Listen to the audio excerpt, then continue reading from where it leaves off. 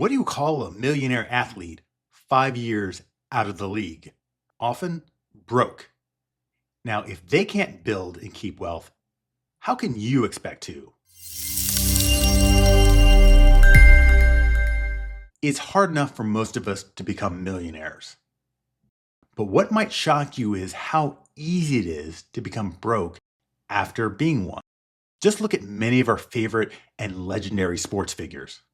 So many sports stars that we paid good money to watch made millions only to end up deep in debt or face bankruptcy. Those names are just the start. According to data, 76% of NFL and 60% of NBA athletes go broke or face financial stress within 5 years of leaving sports. But how are they broke? After all, they made so much money. Well, it wasn't because they were lazy. Here's what most of them learned too late. 1. You're not prepared to handle money. The reason? Lack of financial literacy. Many athletes receive large paychecks early in life with little or no financial education about what to do with it. A Major League Baseball player, the Oakland A's Ricky Henderson, got a call from the team's management because they noticed he hadn't cashed his first check, a $1 million signing bonus. They discovered that Henderson instead framed it on the wall, not understanding that he needed to cash it first to get the money. The lesson: if you don't know how money works and what it's capable of, you probably don't know how to save it, much less grow it. And no matter how much money you have, lack of knowledge or not having a plan to manage it can be the fastest way to become broke. And that applies to anyone. Lottery winners, just ordinary folks that come into a large sum of money, also have high rates of going broke. Peer and lifestyle pressure. In the Broke documentary, we see how players are tempted to financially compete with each other, each trying to gain one-upsmanship by spending on luxury status symbols to impress each other, spending levels that can get ahead of their true income. As naturally competitive people in the field, sports players' lavish seat-of-the-pants, go-for-it spending can just be an extension of their same risk-taking behavior on the field. One by one, players talk about the pressure to roll up to work in expensive cars and jewelry and mink coats. For us average folks, that's what we call lifestyle creep. The lesson: spend on what you want rather than spending to impress others, because that risky spending probably won't end before your money does. Bad financial help. When people know you have money, some people make it their business of getting it from you. Athletes are frequently targeted by unscrupulous financial advisors and business managers who offer poor advice or, in some cases, outright fraud.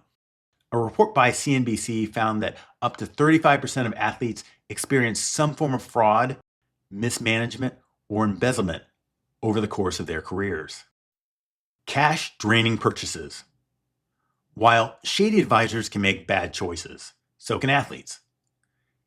In the Broke documentary, athletes interviewed recount buying mansions, yachts, and fleets of exotic cars that quickly became financial burdens rather than wealth assets.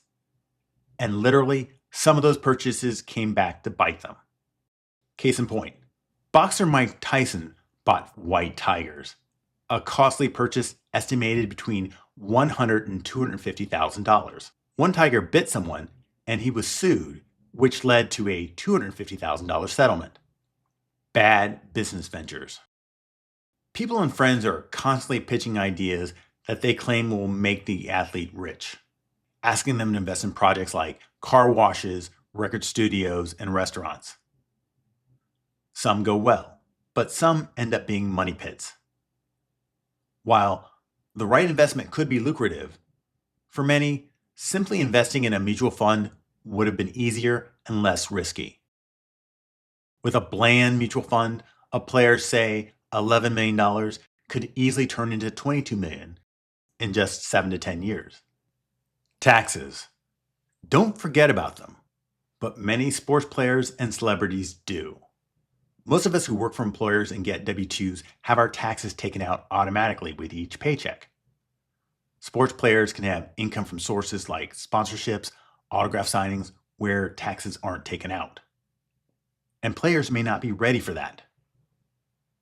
NFL wide receiver Andre Rison revealed that he stormed into his team's front office, not understanding that the money that was missing from his paycheck was his taxes. Darryl Strawberry went to jail for failing to pay taxes on income from autograph signings, as well as the NFL's Plaxico Burress, who went to jail for tax evasion in 2015 for unpaid taxes on $1 million in income. The lessons: get good financial advice. And nothing wrong with taking the boring way to getting richer. Careers end. So do the paychecks.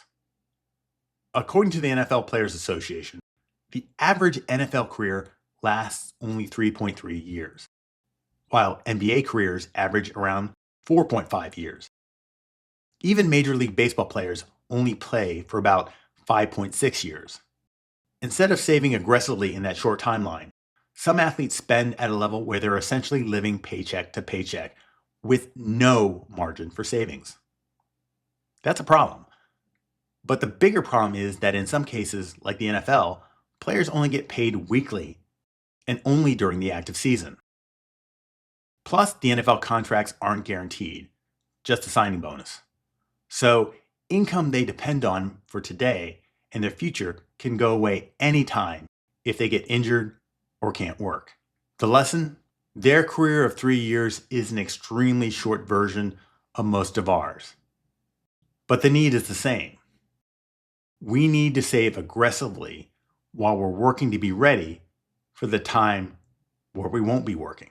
How to avoid being broke. A few more lessons that you can take from them to use in your own life. Be financially literate. If you don't know how to make and spend money, or don't know how money can work to make you richer, your money will leave you to go to work for other people who do know how to use it. Have a financial plan. As you have or build money, you have to have a plan. Otherwise, life and people who see your money will have plans for it. Wealth preservation. Wealth is not what you make or your income. It's about what you save. A millionaire is simply a person who hasn't spent their last million. So learning to save is the key to wealth. Take responsibility.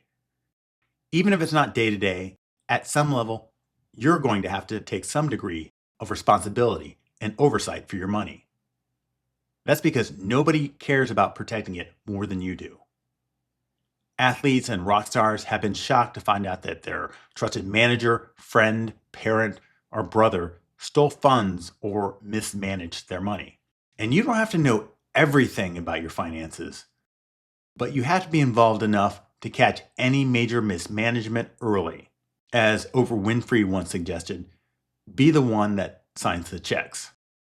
The good news: they and you don't have to end up broke. While we see stories about athletes like Mike Tyson losing all their money, there are success stories. For example, LeBron James invested in Blaze Pizza, a startup chain that has since grown into a multi-million-dollar business. Look at Glover Quinn, an ordinary NFL player. During 10 seasons in the NFL, Quinn lived off of just 30% of his salary. He invested the remaining 70% wisely. By 2016, he had more than doubled his money. You don't have to be broke, but you do have to be smart about your money. If this helped you, hit that like button and subscribe. Thanks for watching.